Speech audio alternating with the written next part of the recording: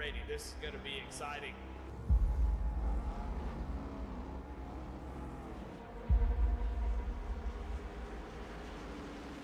Here we got a restart zone to go. Green flag is out and we're underway.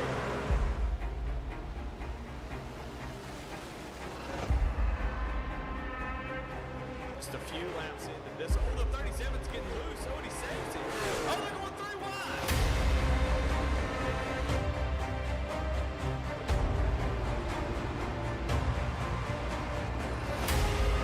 We've got a 5-way fight for the win of this race coming to 4 laps to go.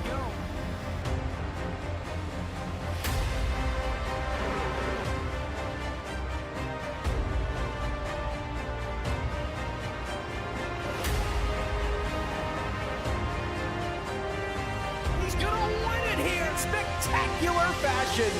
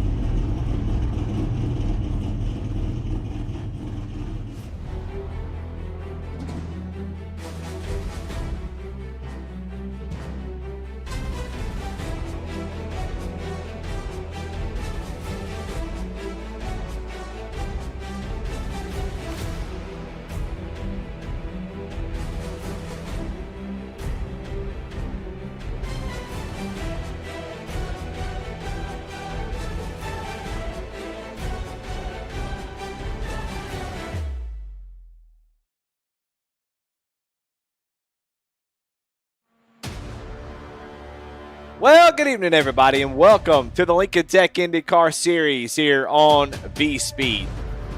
Well, we're 5 races into this series, and it's been a wild and crazy one so far. And tonight, it's only going to continue to be that way as we head to Chicagoland Speedway for this race. Thank y'all for joining us tonight here in the booth. It's me, Eddie Smith, lead commentary and announcer, apparently, but it should say producer. And I am joined in the booth with Corinne Smith. Corinne, how you doing tonight? Oh, I'm doing great. I'm ready for some high-flying action here in the suburbs of Chicago. Well. Let's take a look at your track graphic and see where we're going to be racing at tonight. If you're not aware, Chicagoland Speedway, 1.5-mile D oval. It's got some old pavement, chew up tires really well. And it's a fun racetrack. Can't wait to see how this thing plays out. Yeah, not the steepest banks that we're going to see this season, but multi-groove racing is going to allow for a lot of strategy, a lot of aero play, and I think we're going to have 100 laps of high-flying action here, like I said before. Yeah, I like ovals, IndyCar. They're just a lot of fun. You kind of have you think of a drafting track, but IndyCar drafting is just so different with the amount of downforce that these cars put out. When you get behind somebody, you just gain a ton of speed. So I think it'll be a lot of fun to see how, what lines folks choose. And I think we'll see a lot of passing for the lead for sure. But then, if you can somehow get away, I think that's what'll be interesting to see if anybody can kind of pull away, or if we'll see pack racing most of the night, which I'm expecting to see pack race. But one thing we do know is that it'll be exciting nonetheless, as Chicagoland and ovals and IndyCar just really put on a show. And take a look at the schedule. We've already gotten a few races in. Mario Jacobellis leads the field in the points with Brian Provo 14 points back last week. Mario Jacobellis was unbelievably fast at Chicago street course and kind of extended that lead out. But as we move on, in a couple weeks, we'll take a week off and we'll come back to Pocono and Watkins Glen, Richmond. A nice little 3-race stretch there. Yeah, absolutely. I look at this schedule and I see nothing but challenges here. We know how tricky Pocono can be in multiple race cars. I don't expect the IndyCar to be any different. And then a couple of road courses and a few more shorter ovals like Richmond, definitely going to make this the remainder of the season interesting, as it seems to be Mario Jacobellis against the world right now. Yep, and ovals are sort of an equalizer. So, Jacob Ellis has kind of got him covered on the road course. I mean, he's almost 2 seconds faster last week, pushing that car to the limit. So, going to see if somebody can get a win here at an oval. And we got not an oval in a couple weeks, but a triangle. So, we have all kinds of tracks on this IndyCar schedule. It's definitely a diverse schedule. But Chicagoland, it's all about going as fast as possible, playing around with that weight jacker, moving that weight around as you get into dirty air, making it a little bit looser if you need to. One of the cool things about IndyCar is all the in-race adjustments that you can do. And on the road course, you've got the push to pass with the different tire compounds. And in this one, you got the weight jacker. Let's get ready for the grid as we got to give out our Jam Printing and Promotions Pole Award. And that pole award is going to go to none other than Jamie Lipke in that 16 machine. Going to start out front. And sitting next to her is Matthias Ezekiel Marcomini in that 78 machine. Starting in third is going to be your points leader, Mario Jacobellis, with Samuel Joseph in that fourth spot. In fifth, Brian Provo with Cody Anderson. In sixth, in seventh, Wesley Burke with Jason Kristen in eighth. In ninth, James Molyneux and Nicholas Myers rounds out your top 10. We're going to have Chris Bargetzi in inside row 6 with Daryl Young outside of him. Row 7 is going to have Colton Sisk and Bill Mulfeld. And then starting 15th, we're going to have the 21 of James Silvers inside of the 2 of Brad Titus. And that's going to round out your grid tonight. Going to be a lot of fun. Cannot wait to see how this plays out in this particular race. They're all getting gridded up right now, so let's take a look at our race analysis. 100 laps here tonight. Pit road speed, 50 miles an hour.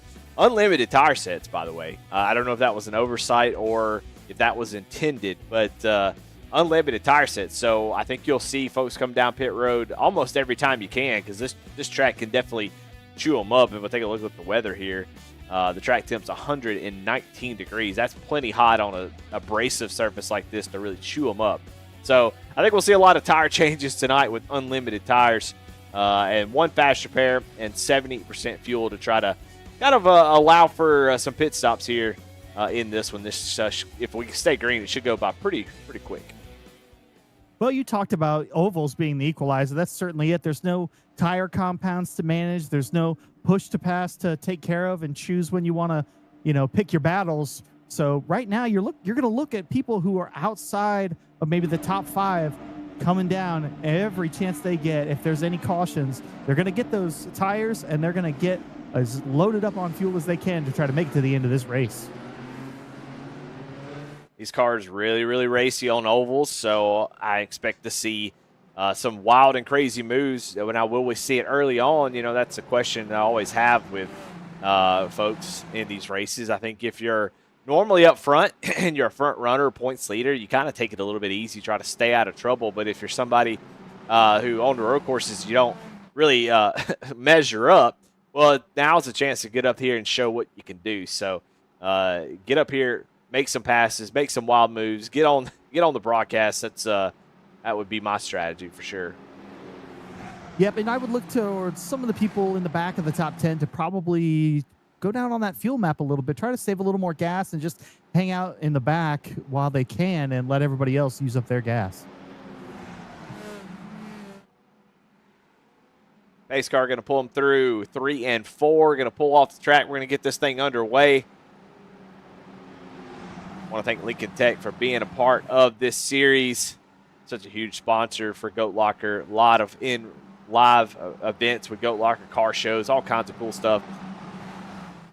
If you're looking for a opportunity to go back to school, Lincoln Tech might be the place. But we're under green as the green flag is out. Jamie Lipke going to take the start of the race here at Chicagoland.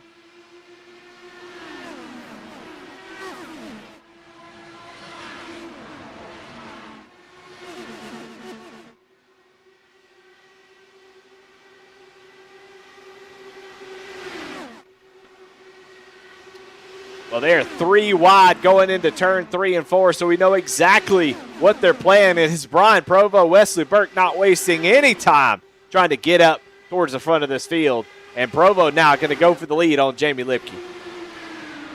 Provo used the draft perfectly in the tri-oval to try to get around Lipke, but they're side by side heading down the backstretch for the first time. Yeah, one thing to note about this backstretch is, we really didn't talk about this, is that it is not straight. It's got a curve to it. The backstretch has Peyronie's disease, I think. As we are 3 wide for the lead. Lipke holding on to it now. Provo in the middle and Wesley Burke working that outside. Not quite able to hang on to it in 1 and 2, but they are 3. Oh, gets a bigger run down the back straightaway, and now they're 3 wide for the lead. Well, we talked about it at the top of the show, multi-groove racing here. Burke was trying to get a run off the top, and now it looks like he's going to have it, not going to lead a lap. It's going to have a really good run down into turn 1. Yeah, and this may all be for show because we've seen this before at a racetrack similar to this where the trick is to just hold the bottom line. And we'll see if this plays out the same way. So far, it has. Jamie Lipke doing the right thing, staying on the bottom line, staying as low as you possibly can, not let anybody by. And you can see that Provo not really able to make that pass as it gets the draft on iRacing. The draft model actually extends out a 45-degree angle from behind these cars.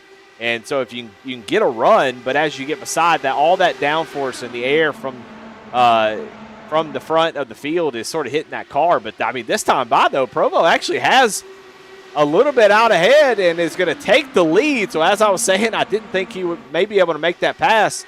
Provo was able to do it, takes the lead, going to lead that lap. Well, you saw Wesley Burke in the 0-4 searching up and down the racetrack. Decided the top was still the best. Now going for a run as Jamie Lipke is going to dive inside, try to take the lead back. Yeah, Provo going to stay up there and sort of block Wesley Burke. And Burke going to continue to try to make that outside line work. But you can see Provo able to hold on to it. That middle line really, really strong. He was able to make the pass with it and also defend there as Lipke goes down to the bottom. Tire wear starting to play a factor. The tires wear out in these cars a lot quicker because they're running so much faster. 219, 221 miles an hour into these corners at a 1.5-mile track. That puts a lot of load as the downforce is pushing down on these cars, and it's going to cause the tires to wear out quickly. So these guys are going to have to start lifting and start, especially Jamie Lipke, who's been out front, had a lot of downforce on the front with that clean air. Now getting into the dirty air, going to have to adjust to that weight jacker to help this car turn. But Lipke actually going the wrong direction. Well, I think the biggest benefiter of that battle up front for the first 5 laps is going to be Mario Jacob Ellis. You see him right now sitting in 6th place. He's kind of just been hovering, letting everybody use up their stuff, and he's just going to whiz right by him in about 10 laps or so.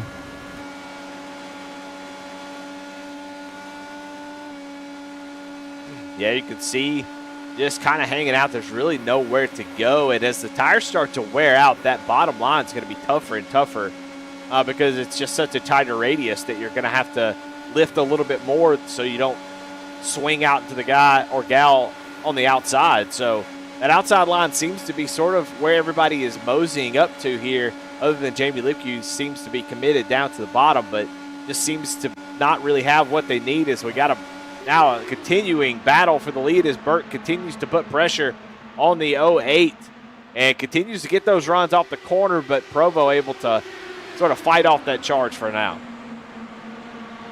Well, we've settled out to only 2 wide for now. They're single file for about 5 cars up top and about 2 or 3 scattered on the bottom.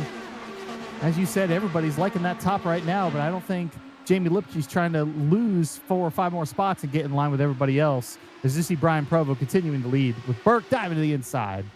That might have been what Burke needed to try to get that inside line, and now Provo is going to have to defend from the outside line. Left that spot open, and Wesley Burke going to easily take the lead here on lap 12 of 100. And while we were talking about Jamie Lipke falling back, here comes Lipke now back on the attack, now going for 2nd place.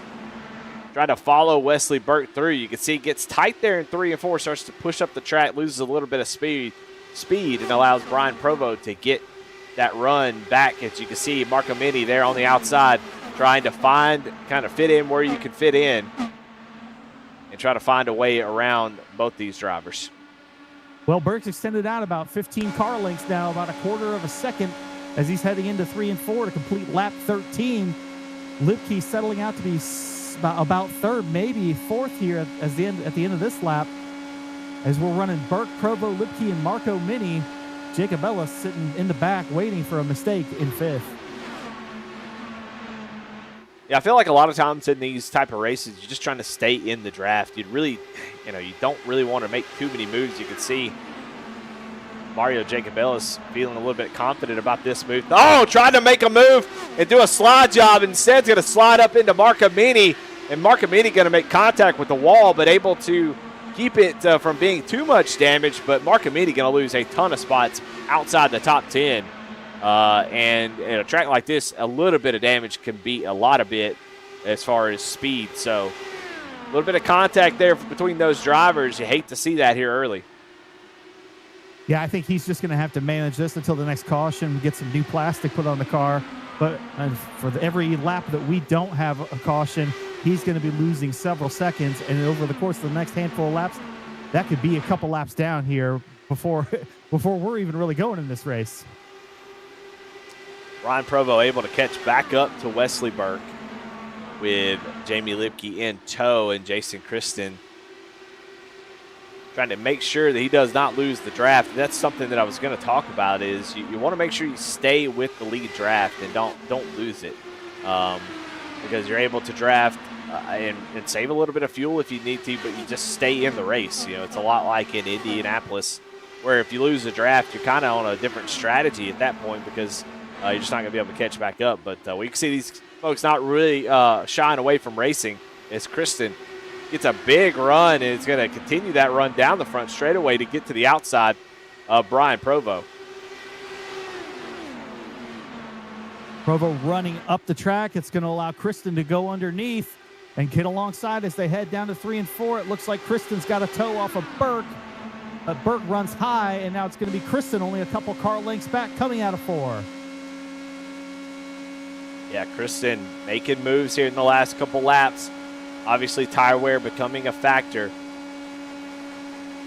And even if you're wide open, there are ways of maintaining it. So, man, here Burke tries to defend down to the inside, and I think Kristen knew that was happening and just continued on to the outside. You can see on the entry, Burke gets a nice little drive, and as he comes off the corner, Kristen's going to get the draft and come down the straightaway. But I do think that the way to save tires, especially when you're in dirty air, is to lift just a little bit. You kind of lift off the throttle, let the car settle. That way you don't have to put as much wheel into it as, wow, Kristen really putting it on the outside here coming off turn 2. And he's going to be a wing ahead as he goes down into 3, but it's going to be Burke coming out of 4, a car length ahead, going to be across the stripe.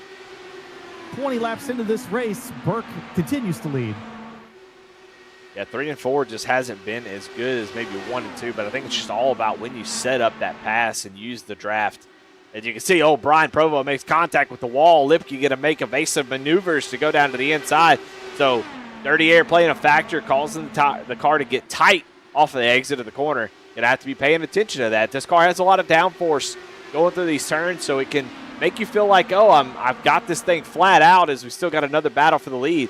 But you feel like you're flat out, and you're able to hold on to it. Then as the corner, you get loaded down and start to exit the corner, the car actually starts pushing. And once you've done that in these cars, unfortunately, it's all she wrote because the only way you get it back is to sort of almost stomp the brake to get the car to kind of slow up. But if you try to lift, you lose all the downforce, and you start heading up towards the wall and make contact with it. So that's something that you see a lot at Indy is lifting on entry of 1 and 2 and making sure that you don't hit the wall on exit. Burke and Kristen continue to battle up front. Working together, they put about a half a second on Provo and Lipke. But now Provo trying to reel him back in just a little bit as Kristen's going to take the lead heading down into 1. Yeah, Kristen able to get that lead, and even them racing side by side was able to sort of pull a gap. As here comes Wesley Burke back to the outside to try to take that spot back.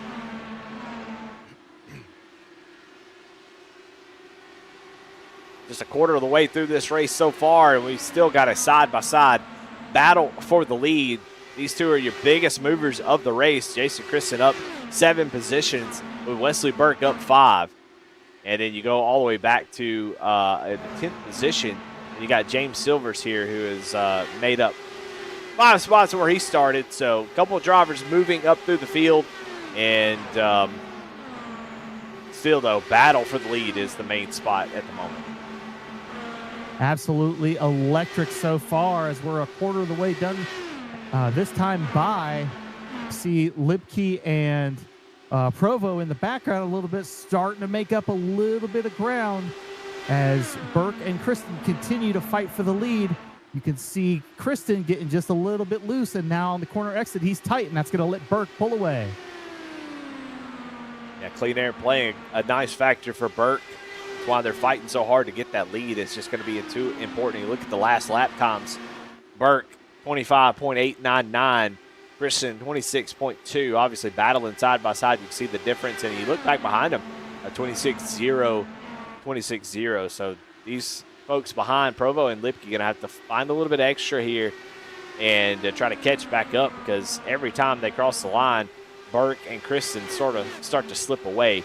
Now, I think Provo is still in range of the draft, should get a little bit, but Kristen's getting a massive draft, and it's kind of pulling him away from Provo. So Provo in danger of losing that draft, especially since these guys have stopped battling for the lead. Well, every time we go into 3 and 4, you can see Kristen running too similar of a line to Wesley. Burke gets way tight, runs up the racetrack, but you can see through the trioval, he's made up that space. He's only about 2 car lengths behind now, less than 1/10 of a second, and he's going to make a move on the backstretch to the inside. Now he's going to line up and run a higher line in 3 and 4. Yeah, kind of poke the nose out just to let them know that they were there. And, you know, if I am Burke and Kristen, I mean, it'd be a nice little battle for the lead. I definitely don't want to allow Provo to catch back up. And, you know, the lap before last, they actually allowed, you know, kind of gap Provo to about a second. But now here they go, battling again. That's what Provo wants to see, as neither one of them are willing to give up this lead. And we still have about 70 laps to go. So now thinking about fuel, obviously if they can make it to lap 50, you're going to want to make it to lap 50. But 70% fuel load, we'll see how far they can make it. Once we see somebody come down pit road, which we do right now, Jamie Lipke brings the 16 machine down pit road for a stop. So that makes me think, unless there's some sort of issue out of the 16, that they're going to have to make at least 2 stops here tonight. Well, Jamie's definitely one who's willing to take risks and really just try something different as far as strategy calls. Maybe she felt like she didn't have the raw pace, so she was going to try to get some fresh rubber and top off with gas and maybe not lose a lap. And if there's any issues here in the next couple laps, she'll cycle back to the front. Well, that would be a not very good strategy, I don't think, because Jamie is a lap down. And we see more people coming down pit road. Nicholas Myers coming down pit road as Wesley Burke actually slow on track. Something happened to Wesley. We'll take a look here on the replay and see what happened. But Burke dropping spots. I don't know if he tried to come down pit road and missed it. Watching on the V-Speed replay and see what happened. Down the back straightaway. We'll see if they just missed pit road. This is a tough pit road to get into. You can see Burke slowing down, trying to get down pit road. Look how tight that turn is, and just ejected and said, nope, I got to come back around. So that's not what you want to do whenever you're trying to come down pit road. Burke this time going to make it onto pit road, no problem. Well, it's definitely not what you want to do when you're running top 2 in a race, but long way to go here. Only lap 34. Let's see what Wesley can do with the rest of the race. Brad Titus, Bill Molefield coming down pit road, making their stop. And here comes your leader, Jason Kristen. Brian Provo going to give the lead up to Mario Jacobellis to come down pit road for their first stop of the night. So definitely going to have a 2-stop strategy tonight. We'll see if Lipke can kind of cycle back up to the lead.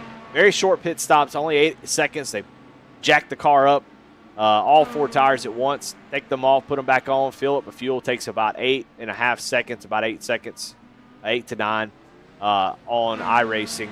And here we go. Mario Jacobellis now makes his way down pit road. It looked like there was a little bit of a scare getting onto pit road for a couple of cars, but it looks like everybody's maintained the status quo here as the rest of the field's coming down, and now everybody will have been on pit road, and we'll cycle back and see who the leader is. Well, Lipke came in about 4 laps ago and actually is going to come out right behind Jason Christen. You can see the run that Lipke has. All the heat is in those tires, and Lipke's going to take the lead for the moment. Now, going to have a 4-lap tire difference, so we'll see how big a deal that makes. But you can see Jason Christen behind and Cody Anderson actually right behind them. So Cody Anderson now making his way up into the conversation. Great pit stop for Cody. I don't know how he made up that much time. Pretty incredible. You can see Brian Provo right behind these 3. Well, we see a lot of people here that they can run fast laps, but do they have the discipline to work on the small things like getting on and off pit road and hitting your box? We've seen people lose races all the time in Goat Locker Racing, and Cody Anderson has used it to his advantage. He's now running 3rd. Yeah, impressive job by Anderson to get into this race, as we still have a side-by-side battle between Christen and Lipke. I think if Lipke is not in a tire-saving mode right now, she definitely should be, as that tire differential is only going to get worse as it goes on. Tire wear sort of plateaus in iRacing. We'll see if a 3-wide move. Here it is. Cody Anderson says, I want to take the lead. Jumps down to the inside, but Lipke able to hang on to it. Well, Lipke's been running the bottom the entire race, and then she had to give it up and run a lane up. And now Anderson's right on the rear wing of Lipke going into 1. 4-way battle for the lead. Lipke fighting like hell to stay out front, keep that clean air. Yeah, I don't know. I like the call. That's why Lipke's on track and I'm not, but I would love to just kind of get back behind these guys and ride, save my tires, let them duke it out. That way I can gain the advantage and be coming down 4 laps early and be able to use that to my advantage. So, but Lipke doing exactly what she wants to do, which is get out front and lead laps.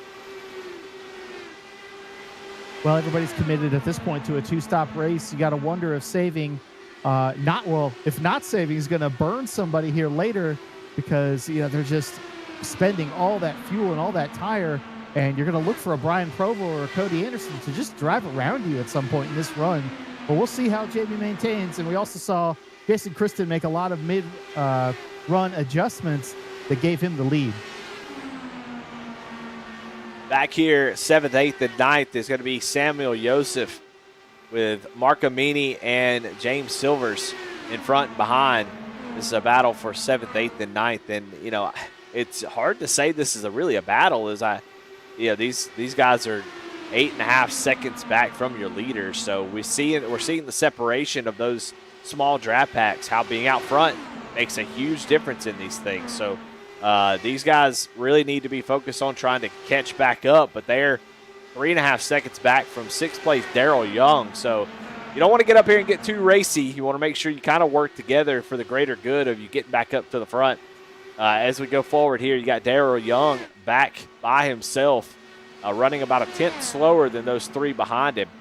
So they will likely catch him before too long. And then right up front, you got Mario Jacobellis in the 5th position, running behind this little group of drivers that are running 1, 2, 3, and 4. So Mario Jacobellis kind of being sneaky back here, actually running really fast lap times, the fastest on track last time by himself.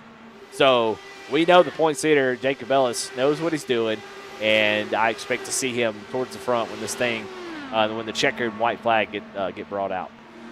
Absolutely. We're only on lap 44 right now, but on lap 94, you can bet he'll be vying for this win against the leaders right now. As Provo back up front, looking to make a pass on Christen as they're coming out of 2. Provo got around Lipke a couple laps ago using the lap car of Colton Sisk as a pick.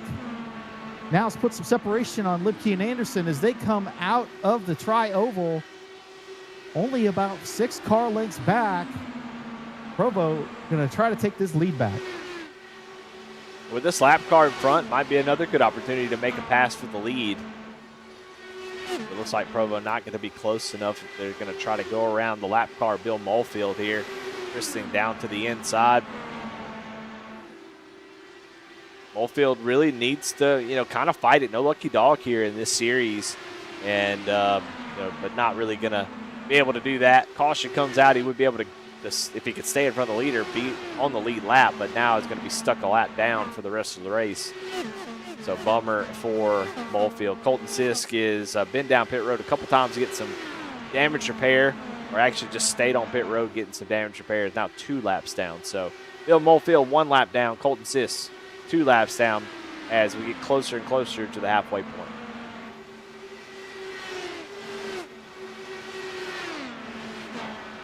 As we continue to watch Provo run a little bit higher than Kristen coming down the backstretch. Trying to use that draft to close up, but let's see who's better in 3 and 4. It's going to be Kristen on the entry. You see the little bit of looseness out of Provo, trying to ride the same line, not going to work. But getting the draft, heading down to 1 and 2, going to try it again.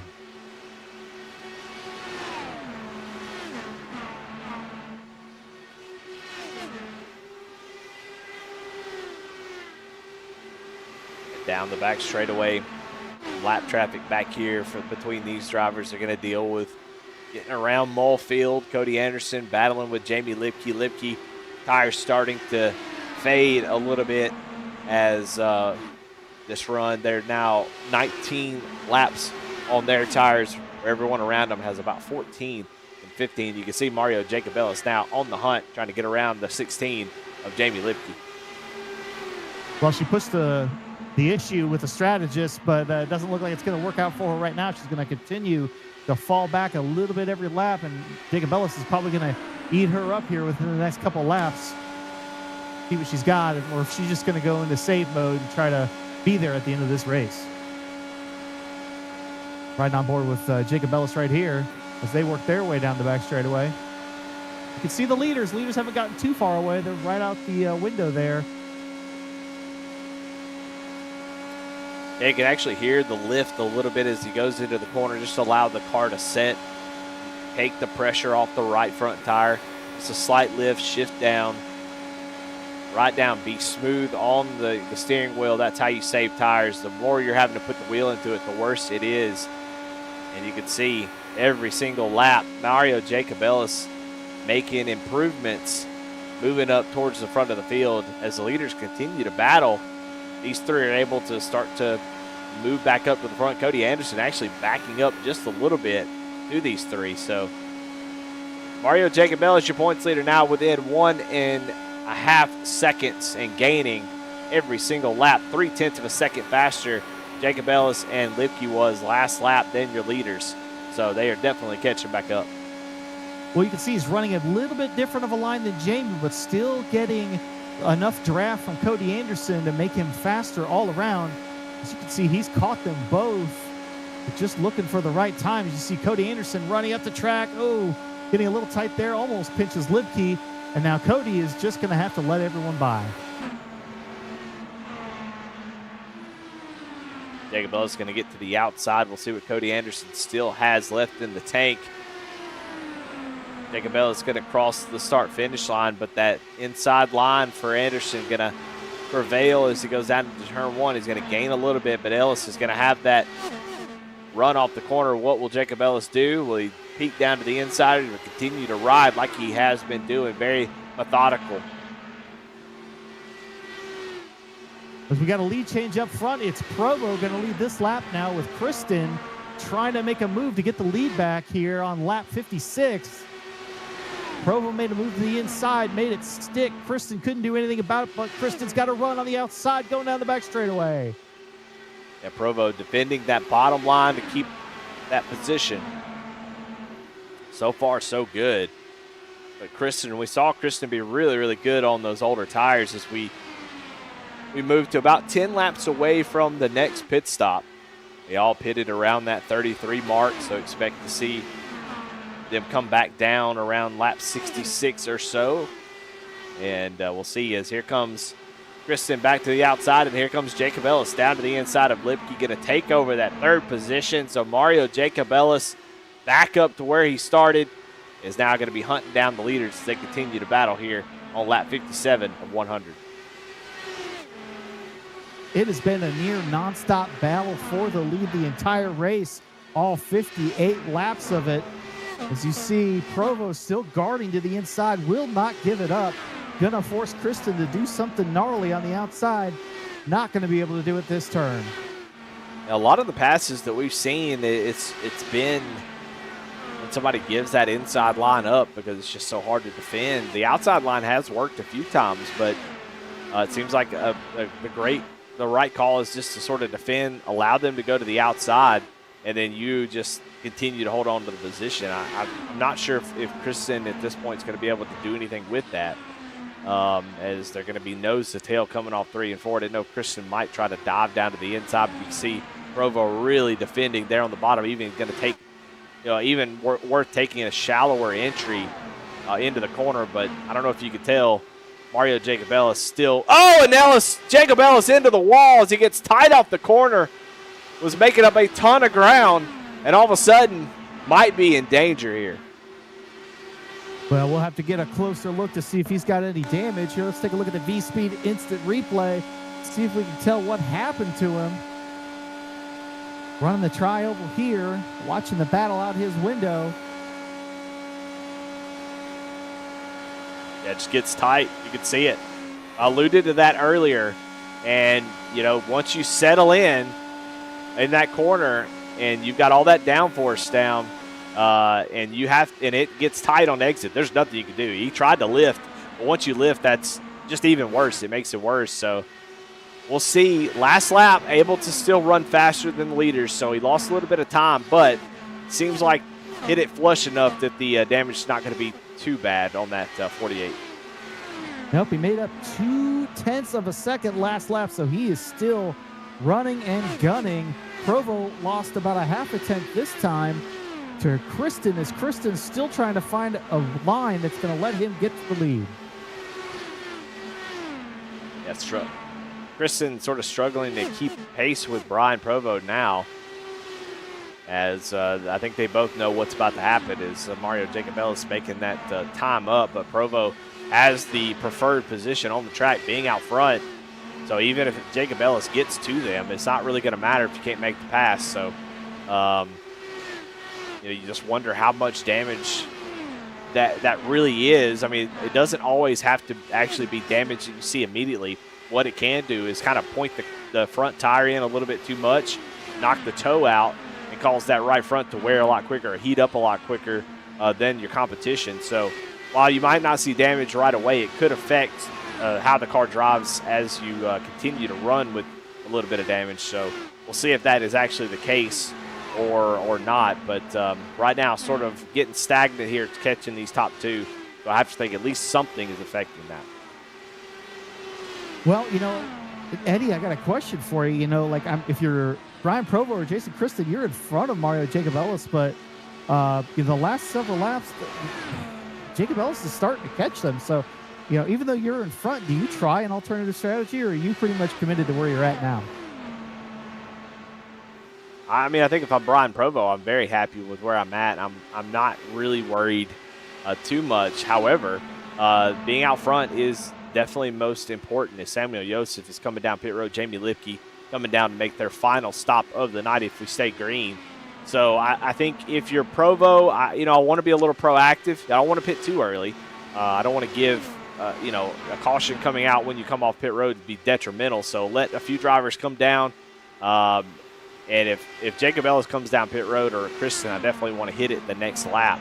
But I want to be proactive here on this final stop, and I want to sort of set the tone and come down first if I'm Provo. I think it's a gamble. You always like to run long, but with the way the tires wear in this particular car and track combo, half a second, I think it's well worth to come down pit road as soon as you can to maintain that lead. Well, Brian Provo, fastest of the top 5 on that lap, so no question. Looks like he's coming down pit road. Got to hit it. Don't want to speed. You got to push it as hard as you can, as Jacob Ellis is going to follow down pit road. So first and third. Oh, and Jacob Ellis squirrely back there.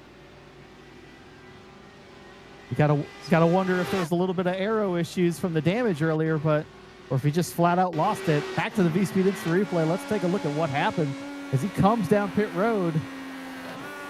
Good head of steam, clean downshifts, apron transfer. Yep, looks like he just might have carried a little too much speed, and he's not going to take a pit penalty there, but he's going to lose several spots over it as he gets back out onto the track. Yeah, that's going to be pretty detrimental. Now 4 seconds back from Brian Provo. So Jacob Ellis in big trouble. Now, this race is just hairline margins here. And so, unfortunately for Jacob Ellis, that particular mistake is probably going to be a really, really big deal. As you can see now, Provo trying to keep from going a lap down, staying on the lead lap where Jacob Ellis, it looks like Cody Anderson's coming down pit road now, going to give that lead up. So Jason Kristen is going to be about 1.3 seconds back from Brian Provo after this cycle, but Mario Jacob Ellis is going to be almost 3 seconds back from Kristen, so 4.8 seconds back from your leader. So Brian Provo right now taking over the lead from Cody Anderson as Cody Anderson on pit road, coming out of pit road, and Brian Provo's got nobody around him. Well, he's got 1.7 seconds right now, and the caution is out. He had a 1.7 second lead, and now it's gone. We'll have to take a look and see what happened. Caution's out on the track. Looks like James Silvers might have had an issue. We'll see if we can find out exactly what happened there. I don't see any kind of incidents on my list. And, of course, this is going to change the race quite a bit. Going on the V-Speed replay, see if we can find out what happened.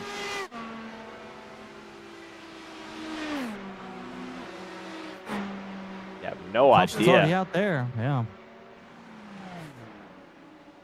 I have no idea who had an issue. Well, you got to feel for Brian Provo. He absolutely played it perfectly and came out with a nearly 2 second lead. But now we got ourselves a brand new race and a bunch of strategy calls as everybody just finished pitting, but some cars already have 6 or 7 green flag laps. Will they come in and give up their track position to get new ones? Yeah, it's a great call. I don't know.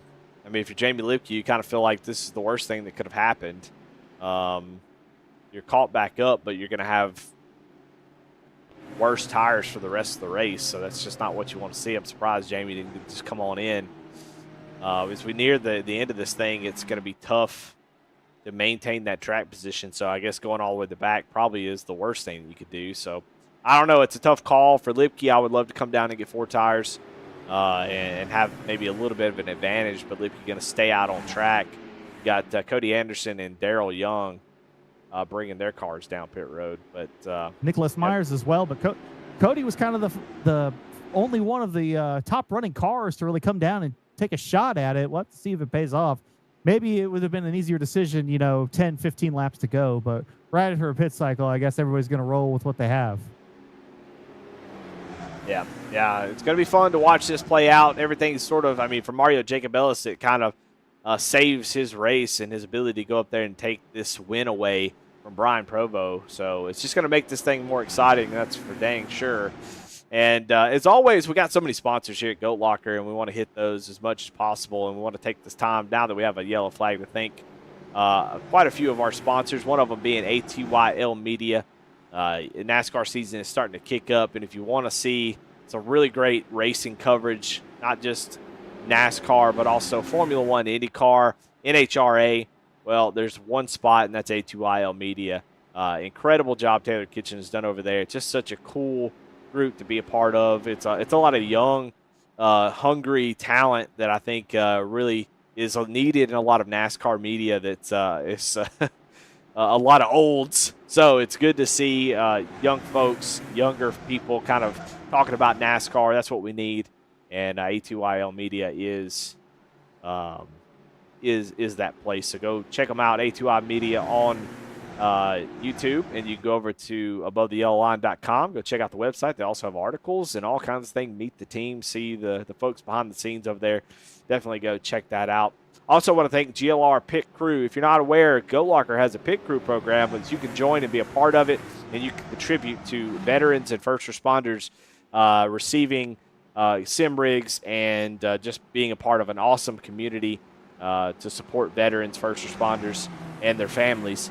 And the pit crew is for anybody can join. You go over to goatlockerracing.org, click the pit crew button, and join. $20 a month to support and a fantastic organization as we get ready to go green here with about 25 laps to go. Brian Provo with the lead, and it is about to get crazy into the extreme scoring restart zone. Brian Provo hits the gas, and we're racing back here at Chicagoland.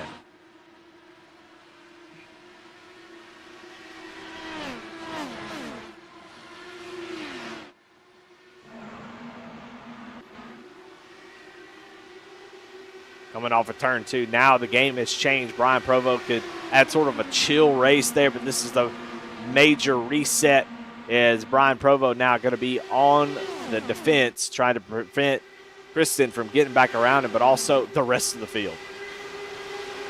Yeah, we've seen Jacob Ellis in the first run of the race. He kind of just held back and hung out in 4th or 5th spot, but now he's able to do it from 3rd, just waiting for a chance to strike as we see Kristen edge out in front as they head down into 3 and 4.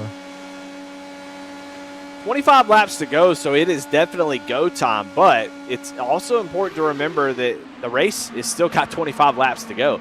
This track will eat the tires up and will be a problem towards the end of this thing if you don't take care of it. So I understand, want to be aggressive here, but 25 laps is still a long while.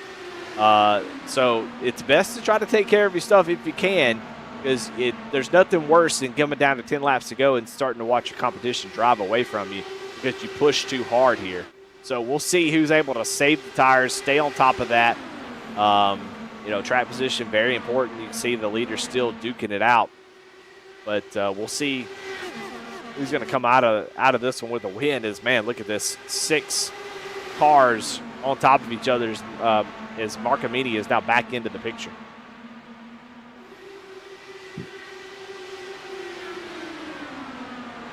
Crossing the line with 22 to go. Oh, looks like there's a little bit of a slow up. Lipke had a big run going into 1. Couldn't make it stick. Had to lift. Provo going to continue to lead. Straightening out and singling out a little bit. But Provo has 2 lines to defend now. And Kristen has the inside. But Provo, here comes Lipke down the top of the track. And now this is what we expected. This is what we expected out of this oval, and now everybody's going after it, trying to make moves. Jamie Lipke has been aggressive all night long. However, each time has burned up her stuff and has fallen back. So will Lipke be able to sort of right that ship, but seems to continue to want to just be aggressive. Feels like that's the best strategy for her, and it's been working on the short run for sure. But now is it going to be 3 wide as now Wesley Burke back at it. Gets to the outside of Jamie Lipke, trying to make a move towards the front. Almost get together there as Wesley gets really dangerously close to that outside wall. 3 wide into 3 and 4. Provo's going to pull out in front, but Lipke's going to have a run to the bottom. Now cuts off Burke and goes towards the top. Does she have anything going into 1?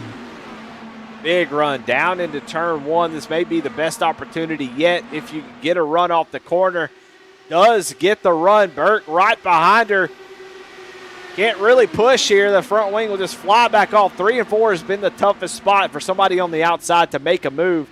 And Provo going to lean on Jamie Lipke just a little bit. Provo is going to have the lead at the stripe, but they are still almost 3 wide going into 1.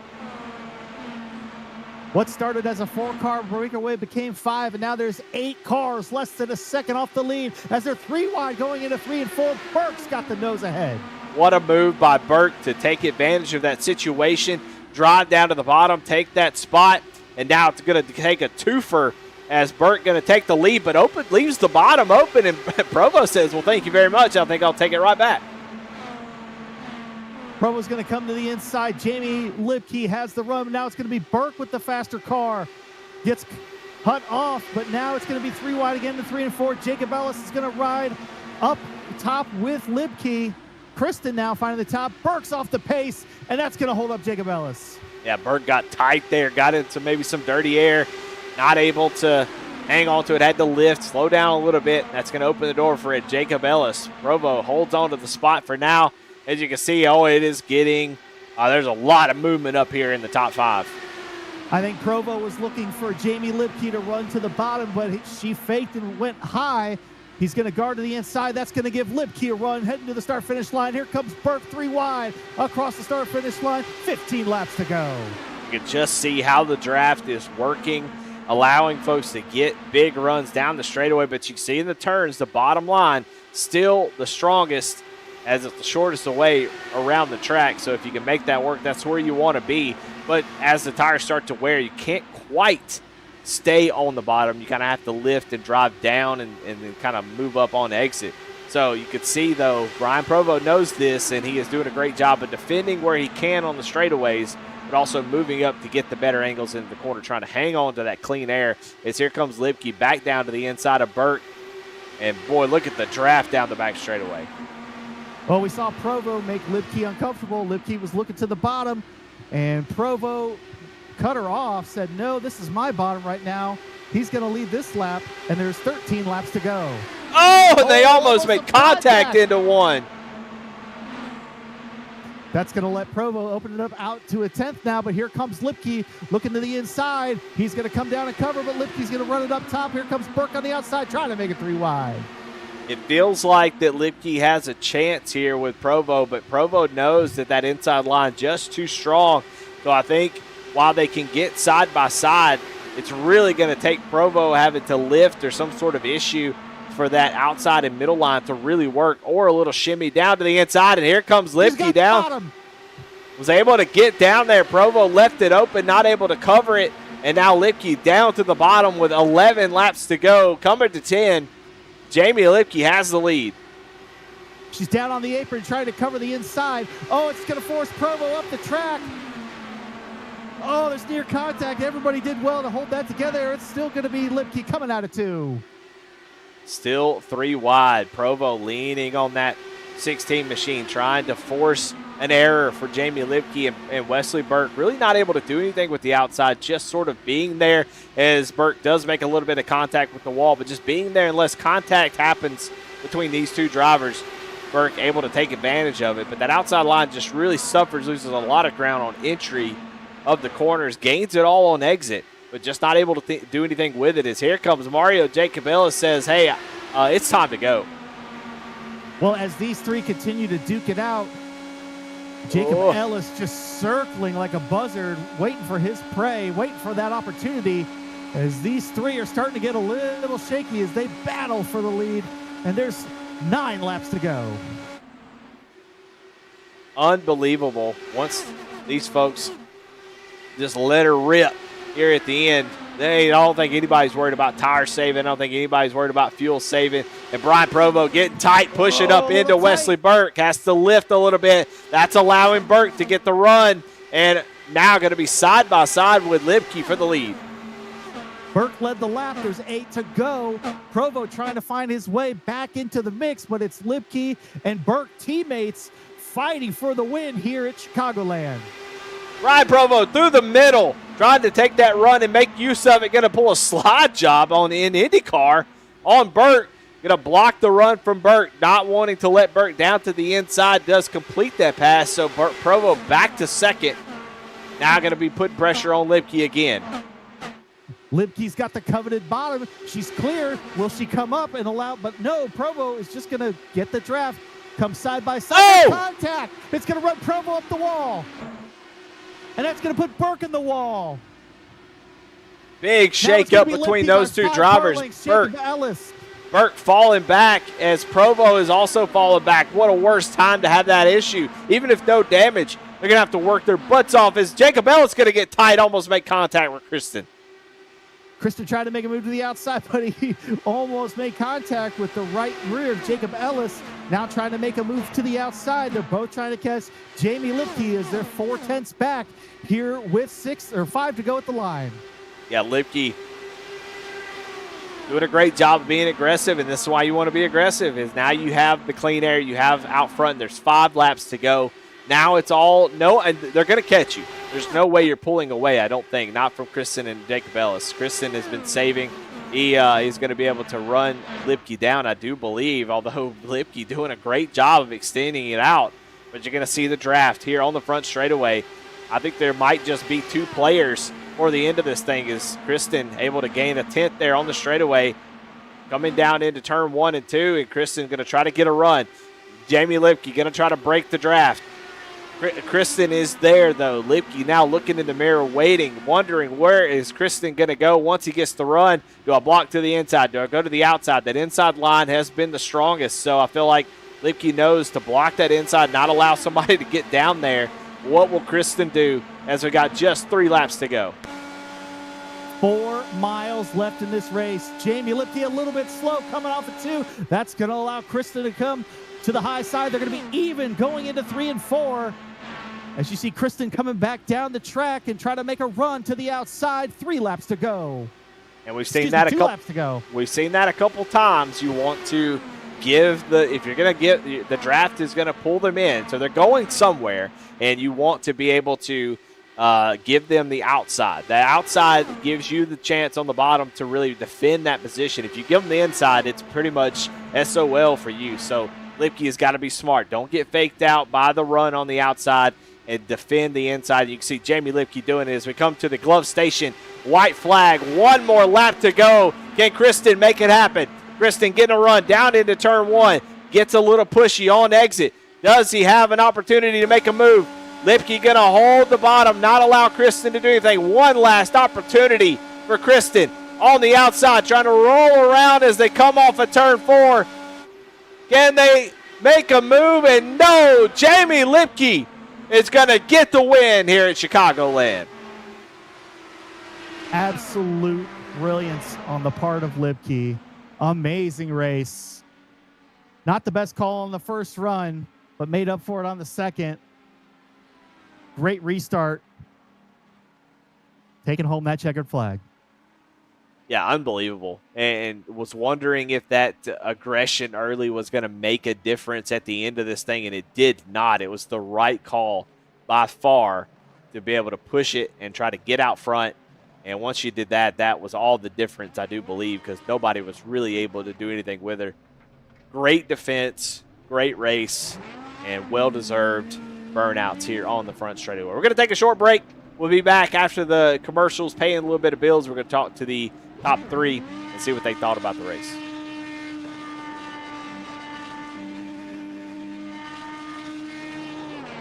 Superior quality, ultimate protection, and the highest level of craftsmanship. We make our gloves for the hard worker that wakes up every morning and gives 110%. You deserve the highest quality protective gear that's going to work for you, day in, day out. We know it can be tough deciding what companies to trust for your hard-earned money. It's all in our name.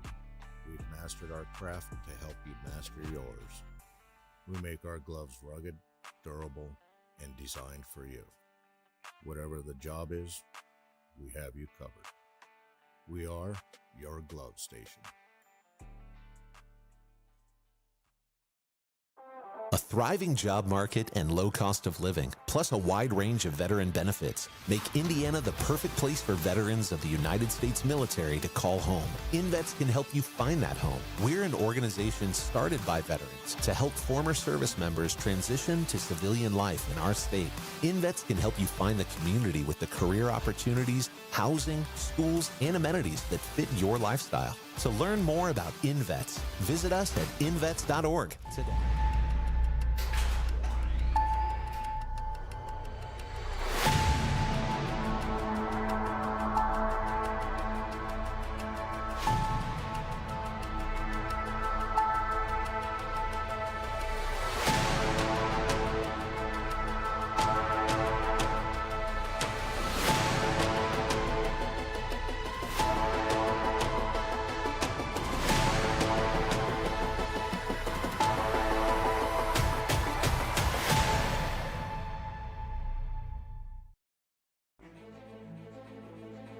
Welcome back here to V Speed.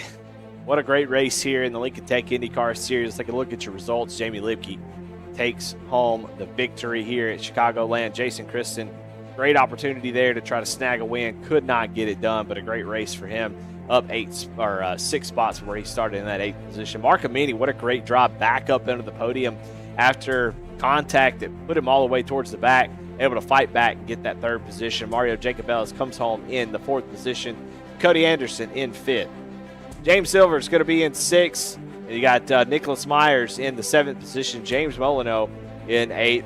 Daryl Young in 9th. And Brian Provo a disappointing 10th position. Bill Molfeld gets 11th with Chris Bargetzi in 12th. Wesley Burke, who led so many laps, ends up 2 laps down in 15th. Samuel Yosef finished his 16th, 33 laps down, and well, Skylar Daly didn't start the race. Well, all right, well, let's talk with your winner. Let's bring Jamie Lipke up in the booth. Jamie, this is Eddie and Corinne in the booth. You got a copy? Howdy. Well, hell, how about that? That was a lot of fun to watch. Great race. I don't know if it was the perfect race, and I guess that's the question I have to ask for. You start on the pole and you win the race, but there's a lot in the middle there. There's a lot of meat in that sandwich that happened. Kind of take it back to that first run. You're going to have to two-stop the race. You're battling up front and started to lose the car just a little bit. Is that what happened?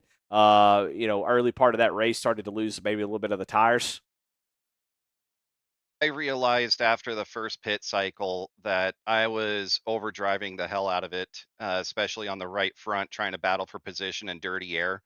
So it wasn't until halfway through that run that it's like, dude, this thing is just plowing. And then when we pitted that second time, it's like, okay, I'm just going to follow along and then make a mad push for the finish. And then we had the caution, which also put me perfect on fuel to do map 1. And it's just one of those, the cards laid in my favor. Yeah, I mean, were you surprised a little bit that Provo kind of left that bottom open that allowed you to get the lead? I don't think he was expecting me to swing down as hard as I did, and I hit that hybrid in 6th gear with a decent run, and I tried to make sure that there was no chance to cover that without him swinging super hard himself. Well, and once you got the lead, then it was just playing defense, and you knew exactly how to do it.